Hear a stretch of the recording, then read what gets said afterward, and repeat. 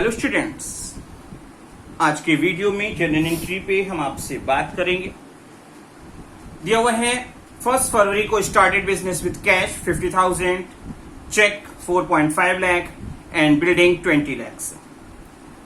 5th को दिया हुआ है परचेज गुड्स फ्रॉम मनोहर, जिसकी लिस्ट प्राइस 50,000 बताई है और 46,000 में परचेज हुई है, मतलब ट्रेड डिस्काउंट रही होगी।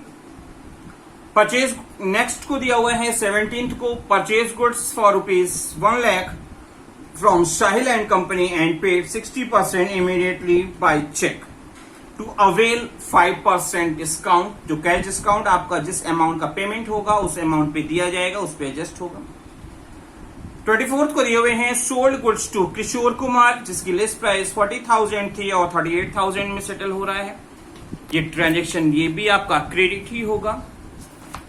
28th को दिए हुए हैं sold to Kanika and company costing 10, आपको 1 लाख रुपीस दिए गए हैं, जिसको 20% प्रॉफिट पे सोल्ड किया जा रहा है और जिसपे 10% ट्रेड डिस्काउंट होगा और 5% cash discount Kanika and company ने 40% इमीडिएट पेमेंट पे एडजस्ट किया है, जिसका चेक से पेमेंट हो रहा है। तो आइए स्टार्ट करते हैं। सबसे पहले हम बनाएंगे प्रोफार्मा, जो क्या है date, particulars, LF, amount. General entries ऊपर लिख दिया। अगर आपको नाम पता हो किसकी बुक्स में बना रहे हैं तो हम उसका नाम रिकॉर्ड करते हैं। तो हमने लिखा 1 फरवरी को, क्योंकि बिजनेस स्टार्ट कर रहा है बिजनेसमैन, बिजनेस में कैश चेक लगा से पैसा ला रहा है और बिल्डिंग इनका इन्वेस्टमेंट कर रहा है, तो सारी चीजें वो क्या कैपिटल के लिए ला रहा है, फॉर्म में आएगा और रूल है डेबिट व्हाट कम्स इन। तो क्या आएगा, कैश आएगा 50,000 की, बैंक बैलेंस होगा 4,50,000, बिल्डिंग 20 लाख। और ये सारी चीजें जो आ रहा है वो दे रहा है बिजनेसमैन दे रहा है, और बिजनेसमैन का नाम बिजनेस की बुक में क्योंकि रिकॉर्ड हम नहीं कर सकते, तो ऐसी कंडीशन में उस सिचुएशन को हम रिकॉर्ड करेंगे। तो हमने लिखा टू कैपिटल अकाउंट, क्योंकि ये सारी चीजें वो कैपिटल के लिए प्रोवाइड कर रहे हैं। और हमने नरेशन लिखा started business with cash cheque and building. अभी तक की जो ट्रांजैक्शन इस पेज पे रिकॉर्ड की गई है वो 25 लाख की है। क्योंकि क्वेश्चन अभी कंटिन्यू करेगा तो मैंने C/F कैरी फॉरवर्ड रिकॉर्ड कर लिया है कि क्या होगा नेक्स्ट पेज पे। Carry forward B/F brought forward के नाम से रिकॉर्ड होंगे 25 लाख। सेकेंड ट्रांजेक्शन दिया हुआ था कि गुड्स हमने मनोहर से परचेज किया है, जिसकी 50,000 ओरिजिनल वैल्यू लिस्ट प्राइस थे और 46,000 after trade discount value record की गई। कहीं पे भी कैश वर्ड का यूज नहीं है, तो ऐसी कंडीशन में ये ट्रांजेक्शन क्रेडिट होंगे, गुड्स आएगा और मनोहर लाल देंगे। रूल कहता है डेबिट व्हाट कम्स इन। मैंने लिखा परचेज अकाउंट दिया 46,000 से, Manohar Lal is the giver और रूल था debit the receiver and credit the giver, तो मैंने लिखा टू मनोहर 46,000 और हमारी नरेशन होगी goods of the list price 50,000 purchase for ₹46,000। Third transaction जो हमारा हो रहा है परचेज गुड्स 1 लाख का दिया हुआ है, साहिल से खरीदा है और इसके 60% अमाउंट का पेमेंट हम चेक से कर दे रहे हैं और डिस्काउंट जो 5% बोली गई वो हम अवेल कर रहे हैं। तो हमने परचेज किया, चाहे नगद खरीदे या उधार खरीदे, हमको क्या होगा गुड्स आएगा। रूल होता है डेबिट व्हाट कम्स इन। क्योंकि 1 लाख के गुड्स परचेज किए तो 1 लाख का गुड्स आएगा, तो मैंने परचेज को डेबिट कर दिया। 60% का पेमेंट तो हम कर दे रहे हैं, 40% का पेमेंट हम अभी नहीं कर रहे होंगे बाकी का, तो वो क्या होगा क्रेडिट होगा। तो उस कंडीशन में हम क्या करेंगे, हमको बताना होगा कि 40% गुड्स कहां से आया, किसने दिया, तो हमने बताया टू साहिल, क्योंकि रूल है debit the receiver and credit the giver. सबसे पहले मैंने लिख दिया टू साहिल 40% ऑफ अमाउंट से, जो 1 लाख का 40% होगा 40,000। क्वेश्चन में गिवन है 60% पेमेंट इमीडिएटली किया जा रहा है, पैसा जा रहा है और रूल कहता है debit what comes in and credit what goes out to bank account. मैंने लिखा क्योंकि चेक से पेमेंट हो रहा है, फिगर बाद में फिल कर ली जाएगी। जब हम पैसा दे रहे हैं तो 5% हमको डिस्काउंट मिल रही है, उतना पैसा हमको कम देना पड़ेगा, जो हमारे लिए सेविंग होगी, हमारी बचत हो जाएगी, मेरा लिए फायदा है। और रूल कहता है debit losses expenses credit gains and income, तो मैंने डिस्काउंट को भी क्रेडिट साइड में रिकॉर्ड कर लिया है। तो 60% अमाउंट 1 लाख का 60% होगा 60,000, जिसकी 5% आपको डिस्काउंट मिल रही है जो हो 3,000। 60,000 में 3,000 अगर आपको नहीं देना पड़ा तो हमको देना कितना पड़ेगा 57,000, जो मैंने बैंक के सामने रिकॉर्ड कर लिया है। नरेशन होपफुली आप लिख लोगे। आइए नेक्स्ट पेज पे कंटिन्यू करते हैं, नेक्स्ट ट्रांजेक्शन रिकॉर्ड करते हैं जो दिए हैं 24 को। दिया हुआ है सोल्ड गुड्स टू किशोर जिसकी लिस्ट प्राइस 40,000 बताई है और ये बताया है 48,000 में सोल्ड आउट किए जा रहे हैं। क्योंकि कहीं पे भी कैश वर्ड का यूज नहीं है तो ट्रांजेक्शन हमारा क्रेडिट माना जाएगा, उधार माना जाएगा। तो मैंने रिकॉर्ड किया और हमारी एंट्री होगी Kishore debit, Kishore and company debit to sales account. क्योंकि किशोर रिसीवर होंगे, उधार माल बेचा है, गुड्स जा रहा है बट पैसे नहीं आ रहे हैं, किशोर को डेबिट करना होगा और हम लिखेंगे किशोर एंड कंपनी डेबिट, क्योंकि रूल है डेबिट द रिसीवर। और हमारे पास से गुड्स जा रहा है, हमारे पास से गुड्स जाएगा तो क्या होगा, रूल है debit what comes in and credit what goes out, तो टू सेल्स अकाउंट और हमने 38,000 से एंट्री पास कर दी है। नरेशन होपफुली आपको आती होगी। मैंने लिखा हुआ है goods of the list price 40,000 sold for ₹38,000। इसका मतलब ट्रेड डिस्काउंट एडजस्ट करने के बाद 38,000 में सोल्ड आउट किए जा रहे हैं। 28 फरवरी को दिखा है कि सोल्ड टू कनिका। क्वेश्चन की लाइन को ध्यान से सुनिएगा। 1 लाख रुपीज कॉस्टिंग के गुड्स को मैंने 20% प्रॉफिट पर पहले इसकी इनवाइस प्राइस डिक्लेयर की, तो 1 लाख में 20% होगा 20,000 और वैल्यू हमारी इनवाइस आनी चाहिए 1,20,000 की, जिसपे बोला गया है कि 10% ट्रेड डिस्काउंट होगा जो एडजस्ट कर लिया जाता है। तो 1,20,000 में से अगर हमारे को 10% ट्रेड डिस्काउंट देनी पड़े तो हमारे को 12,000 रुपीज एडजस्ट करने के बाद 1,08,000 से अपनी एंट्री को पास करना चाहिए। तो हमारे पास से क्योंकि हमने बेचा है तो ये 1,08,000 के प्रोडक्ट जाएंगे और रूल कहता है debit what comes in and credit what goes out, तो हम लिखेंगे टू सेल्स अकाउंट 1,08,000। आगे चलते हैं, क्योंकि क्रेडिट में तो 1,08,000 रिकॉर्ड कर दिया, अब डेबिट में क्या जाएगा, तो आपको क्वेश्चन में क्योंकि लिखा था कि 40% पेमेंट तो हो जा रहा है, 60% का कोई हिसाब नहीं बता रहा है, इसका मतलब 60% हमारे ट्रांजेक्शन क्रेडिट होंगे, उधार होंगे, जिनसे फ्यूचर में पैसा लेना है। तो हम बताएंगे कि जो गुड्स जा रहा है वो कौन पा रहा है, पाने वाला कौन है, Kanika and company. Kanika receiver है और रूल है डेबिट द रिसीवर, तो मैंने लिखा कनिका एंड कंपनी डेबिट, क्योंकि डेबिट द रिसीवर के कॉन्सेप्ट पे मैंने लिख दिया है डेबिट द रिसीवर में कनिका एंड कंपनी डेबिट। 40% का पेमेंट आपको हो रहा है, 1,08,000 का 40% पैसा आएगा, जिसमें आपको क्वेश्चन में गिवन है कि 5% आपकी डिस्काउंट की अमाउंट होगी।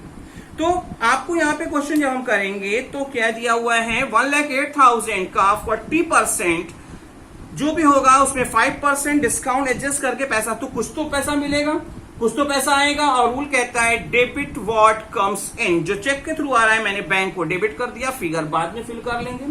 जो पैसा हमको कम मिलेगा उतना हमारा लॉस होगा, जिसे हम डिस्काउंट के नाम से डेबिट साइड में रिकॉर्ड करेंगे और हमने लिखा डिस्काउंट अकाउंट डियर।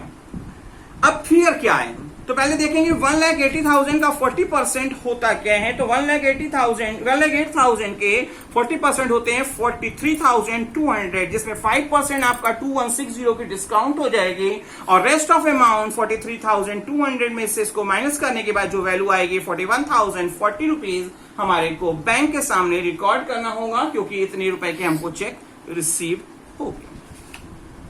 आइए एक अनदर क्वेश्चन लेते हैं ताकि आपको क्वेश्चन को समझने में कोई भी प्रॉब्लम फेस ना करनी पड़े। दिया हुआ है pass journal entries for the following. पहला ट्रांजेक्शन मार्च 1 का दिया हुआ है, paid into bank opening current account 25,000 से। 5th को दिया हुआ है goods purchase and payment made by cheque. 8th को बोला हुआ है कैश सेल्स हुई है 40,000 की और उसमें से 30,000 हमने बैंक में डिपॉजिट कर दिए हैं, बाकी पैसा हमारे पास कैश के फॉर्म में होगा।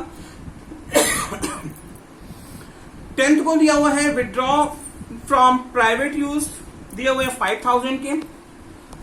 12th को दिए हैं withdrawn for private use from bank से पैसा निकाला है 4,000।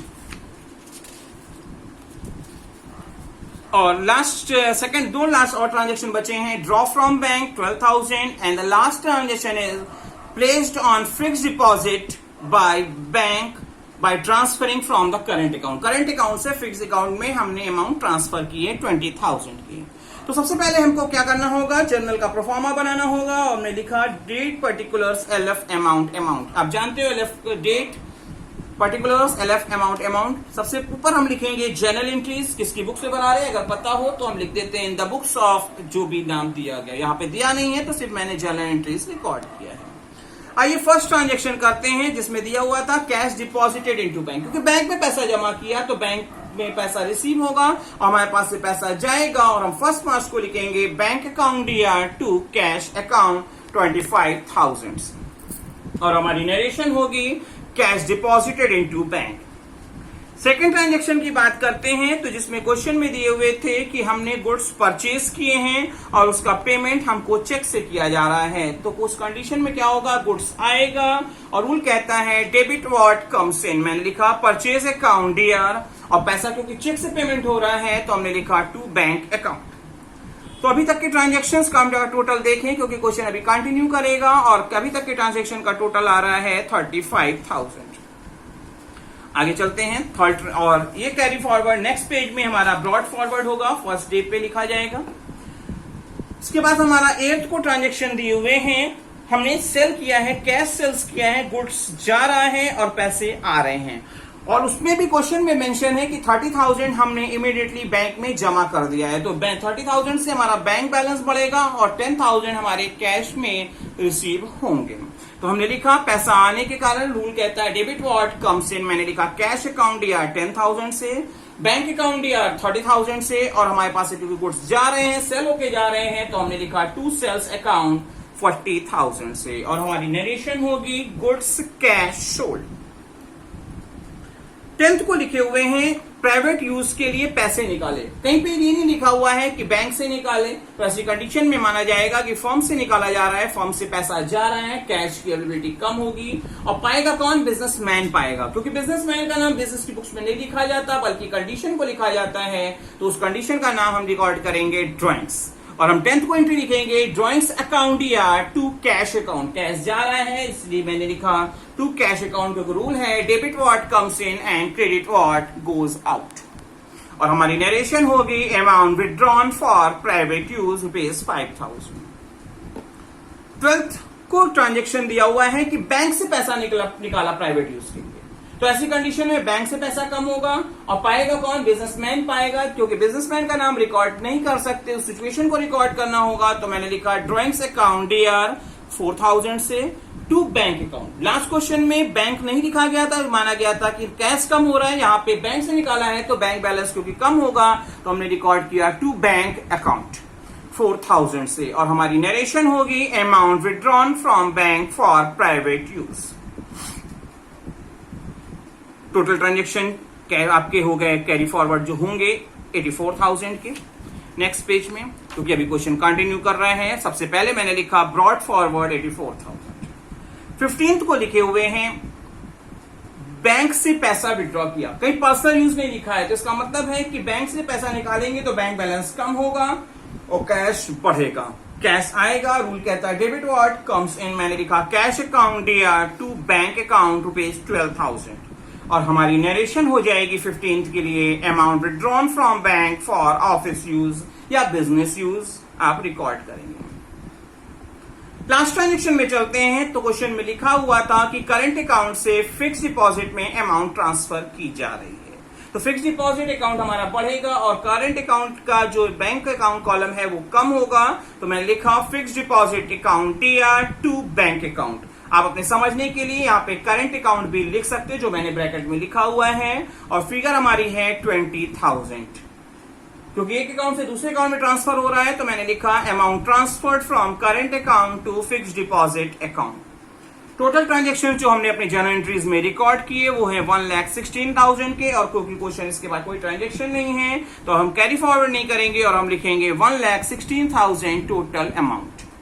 होपफुली आपको ये वीडियो अच्छे से समझ में आया होगा।